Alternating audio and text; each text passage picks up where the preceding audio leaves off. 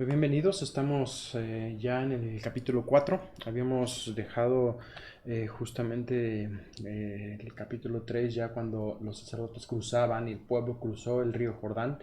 No podemos enfatizar lo suficiente, ni siquiera lo podemos hacer suficiente aún con la materia de Pentateuco. Lo que simboliza el arca para el pueblo de Israel es la presencia de Dios acompañándolos a ellos.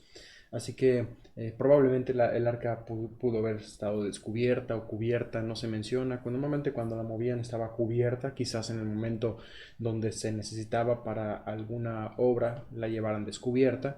Es probable, no lo menciona la Biblia. Pero vamos a ver un poquito dónde fue este cruce del arca, dónde cruzaron el río Jordán. Tenemos aquí el mapa de Israel.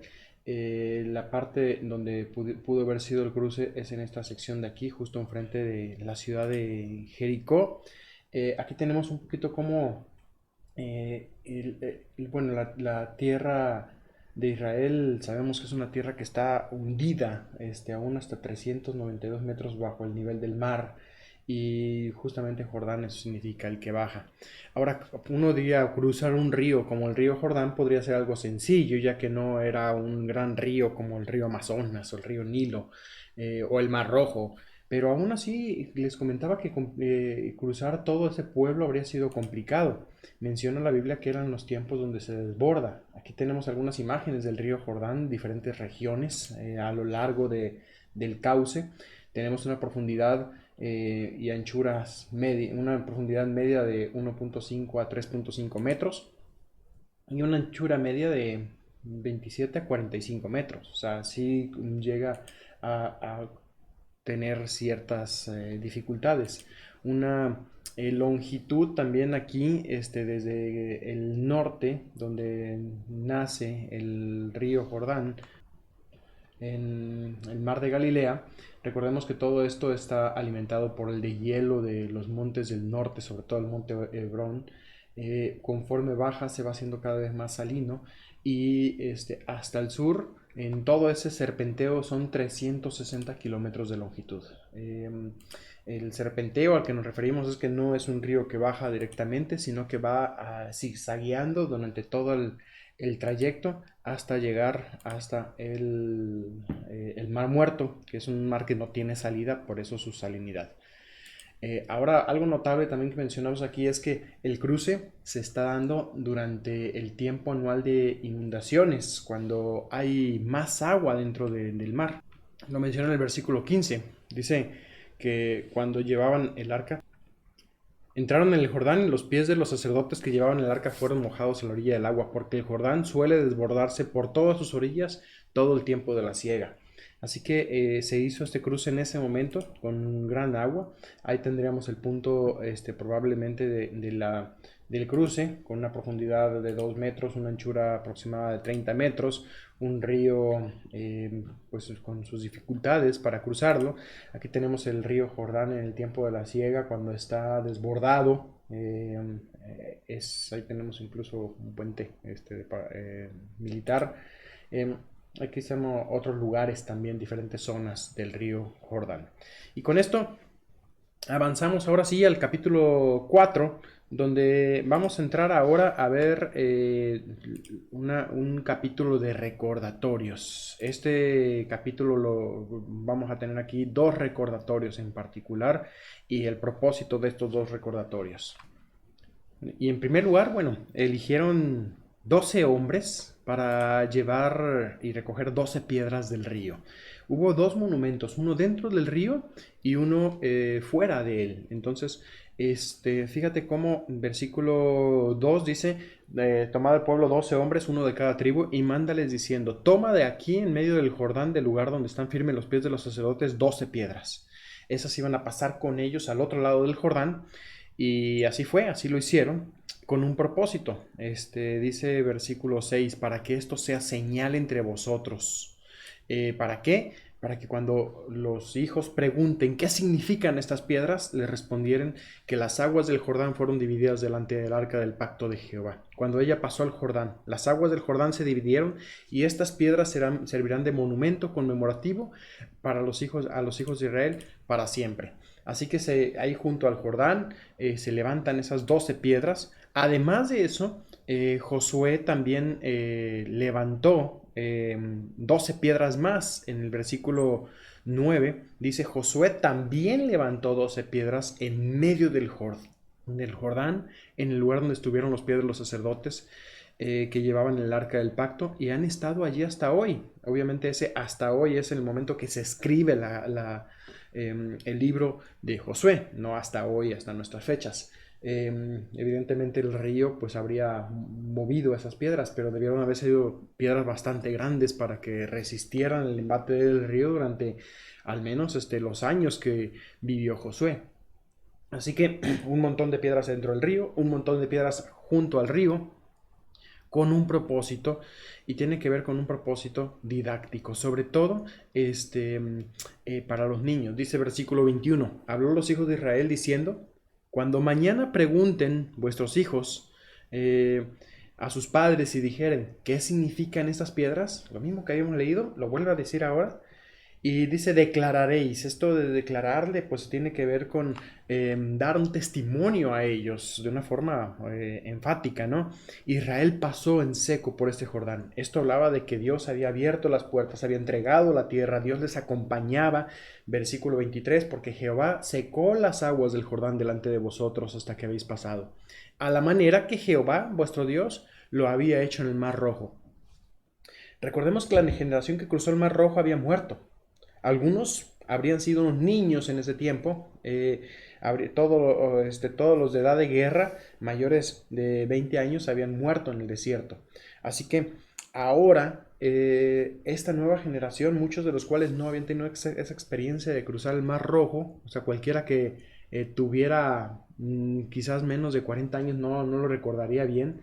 Ahora ellos tenían esta oportunidad de ver a Dios obrar de esa manera. Y versículo 24 dice: para que todos los pueblos de la tierra conozcan que la mano de Jehová es poderosa, para que temáis a Jehová todos los días. Ese es el propósito de esta señal.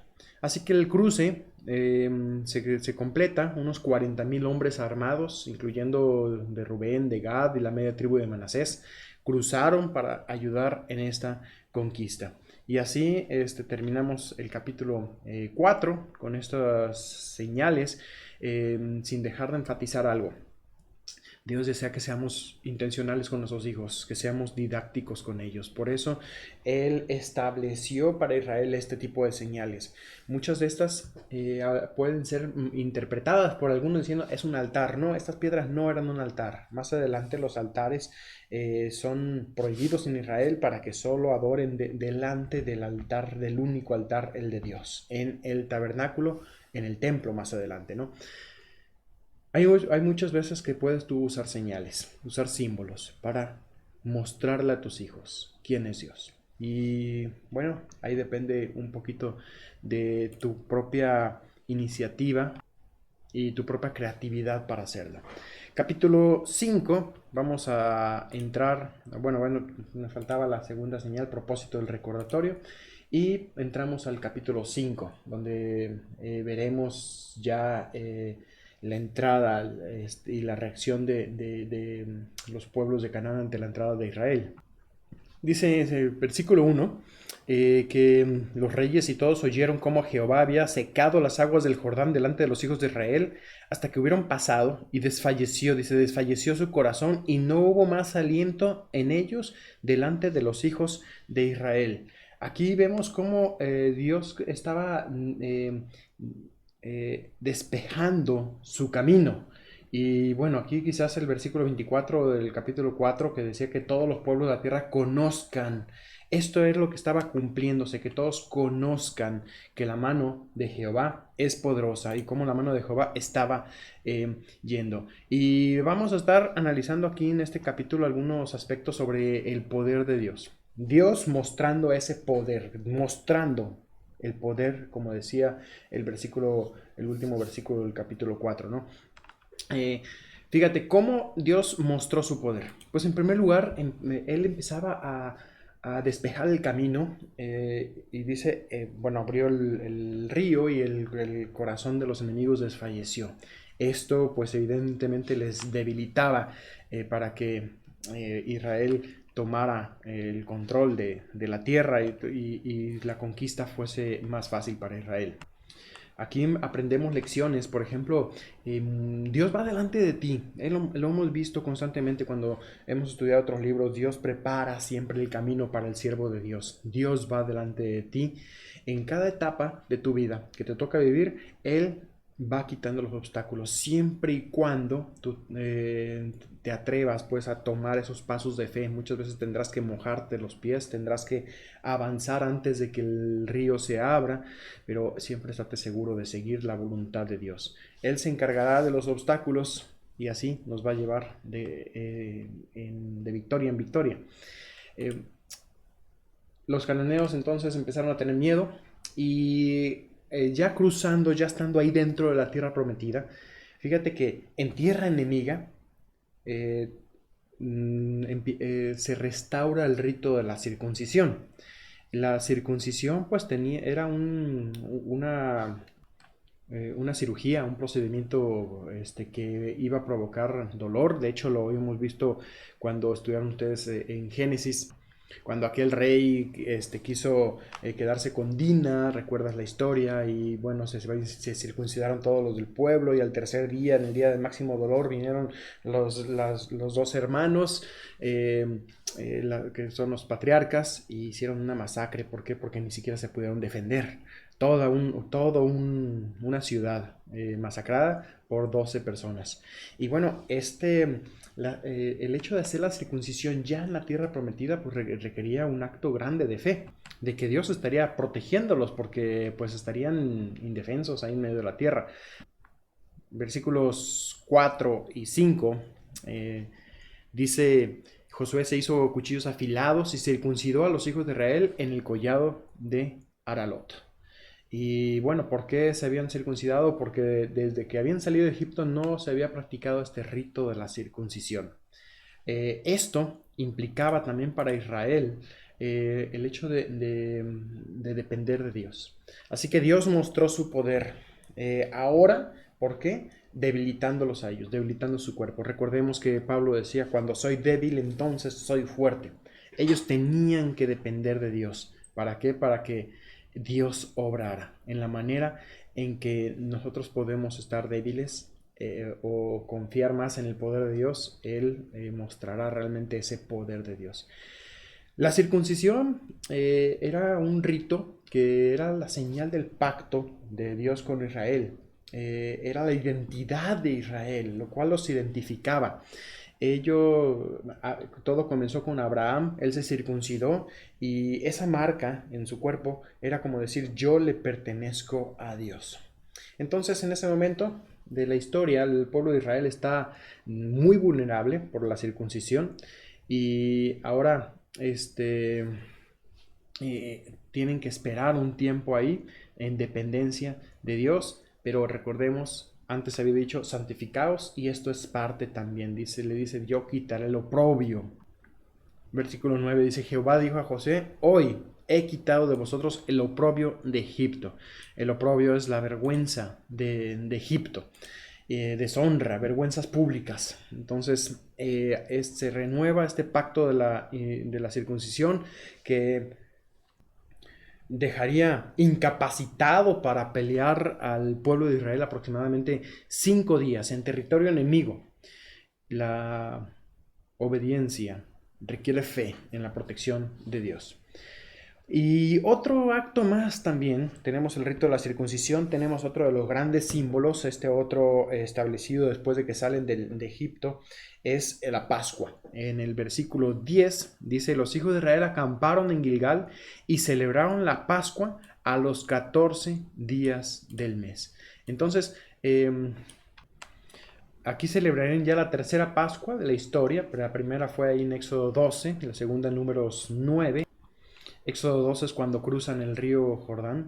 Números 9 es estando ahí en el Sinaí mientras esperaban que Dios revelara todo su plan y proyecto al pueblo de Israel y se construyera, bueno, se construye el tabernáculo, construido el tabernáculo se celebra la Pascua y esta será la tercera de la Pascua. Y en este caso, pues el poder de Dios también se manifiesta, ¿no? Ahora la celebración de la Pascua daría la oportunidad de mostrar su poder a través de derribar al castigado. Y el corazón de Israel fue dedicado. ¿A qué nos referimos con esto? Recordemos que los padres de esta generación se habían revelado a Dios allá en Cades Barnea y ahora a 38 años después los hijos están por entrar a la tierra prometida y ellos estaban sin una orientación espiritual la cual necesitaban recibir, les faltaba identidad espiritual, no tenían la señal de la circuncisión en sus cuerpos, no tenían ellos, no habían celebrado la Pascua, no había memoria de las obras de Dios, entonces todo esto tenían ellos que dedicar sus corazones. Así que, primero, ¿cómo hicieron esto? ¿Cómo solucionaron este problema de esta nueva generación?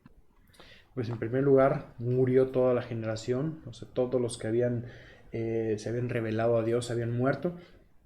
Así que tenemos una nueva generación. Segundo, la circuncisión de los nacidos en el desierto y ahora con la Pascua. De esa forma, Dios dedica o busca el corazón de Israel. Recordemos que Dios quiere tu corazón sobre todo y eso se manifiesta a través de la obediencia. Ahora, fíjate el versículo 9, también dice Jehová, el versículo 11. Al otro día de la Pascua comieron del fruto de la tierra los panes sin levadura y en el mismo día espigas nuevas tostadas. Aquí comen el fruto de la tierra. ¿Y qué sucede? En el versículo 12, y el maná cesó al día siguiente. Así que el maná se terminó, ya él había provisto comida durante todo ese tiempo y Dios había mostrado su poder a través en el desierto, a través del maná, pero para ellos el maná era algo común, así que ahora les muestra su poder también a través de darles, permitirles participar de los frutos de la tierra. Así que Dios mostró su poder dándoles de su comida y el corazón de Israel disfrutó. Fíjate cómo Dios va mostrando su poder y el corazón de Israel se va transformando también. Él obra en nosotros y de esa misma manera también Dios muestra y va satisfaciendo las necesidades de nuestro corazón en cada momento. El maná había sido el alimento provisto en el desierto, pero ahora, ya que la tierra, ya que ellos disfrutan de los alimentos de la tierra, no lo necesitan más. Bueno, el maná había cesado. Y tenemos un último evento también donde Dios muestra su poder. Se aparece un ángel a, a Josué, versículo 13 al 15. Dice, versículo 13, dice, estando Josué cerca de Jericó, alzó sus ojos y vio un varón que estaba delante de él, el cual tenía una espada desenvainada en su mano. Yendo hacia él, le pregunta a Josué, ¿eres de los nuestros o de nuestros enemigos? Como buscando identificarlo, pero el ángel le contesta, no, o sea, no soy ni de ustedes ni de sus enemigos. Es decir, la batalla no se trataba de Israel contra los cananeos, la batalla era una batalla de Dios, era Dios mismo. Y el ángel de Jehová, este ángel... es muy probable que haya sido una cristofanía. Muchas veces aparece con este nombre Cristo en el Antiguo Testamento como el ángel de Jehová. En algunas ocasiones algunos intérpretes llegan a pensar que haya sido sí un ángel enviado de parte de Dios, pero es muy probable que este haya sido Cristo mismo. Y así como se le había parecido a Jacob en aquella ocasión cuando luchó con él, le dice, se presenta ante él con una espada en mano, pero mira lo que hace Josué. Dice en el versículo 14, dice, como el príncipe del ejército de Jehová he venido ahora, el principal, el comandante del ejército. Entonces Josué se postró sobre su rostro en tierra y le adoró. Por eso, definitivamente en este caso podemos pensar que es una cristofanía, un ángel no aceptaría adoración, nunca lo han hecho. Y le dijo, ¿qué dice mi señor a tu siervo? Y el príncipe del ejército de Jehová respondió a Jehová y dice, quita el calzado de tus pies porque el lugar donde estás es santo. Josué así lo hizo. Gilgal es un lugar donde más adelante se torna también un lugar de adoración de Dios. Ahí se queda un buen tiempo el tabernáculo hasta que el tabernáculo es movido también a Jerusalén por David y más adelante construido también el templo. Así que aquí, cómo Dios muestra su poder a través de darles un comandante y darles un carácter. Y el corazón de Josué se doblegó. Él adoró al Señor. Lo que estamos aprendiendo aquí es cómo este ángel le dejó en claro a Josué que él era el jefe. El comandante del ejército de Israel, de Dios, no era Josué, era Dios mismo. Él es el jefe. Yo soy el que comando la guerra, yo soy el jefe, diría ahí en el versículo 14. Así que Josué supo que el mando no estaba en sus manos, sino que estaba en Dios mismo. Así que él se postra y él pide instrucciones a su general. Y eso es una de las cosas que tenemos que aprender cuando estamos haciendo la obra de Dios. La obra no es nuestra.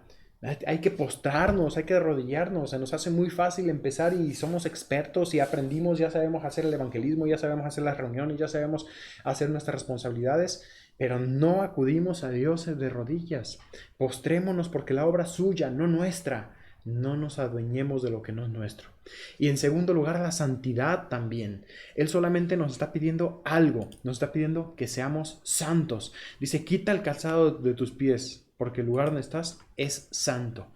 Dios no necesita tus talentos, habilidades, dones, fuerza, conocimiento, liderazgo. Dios te pide, santifícate, para que Dios te pueda usar.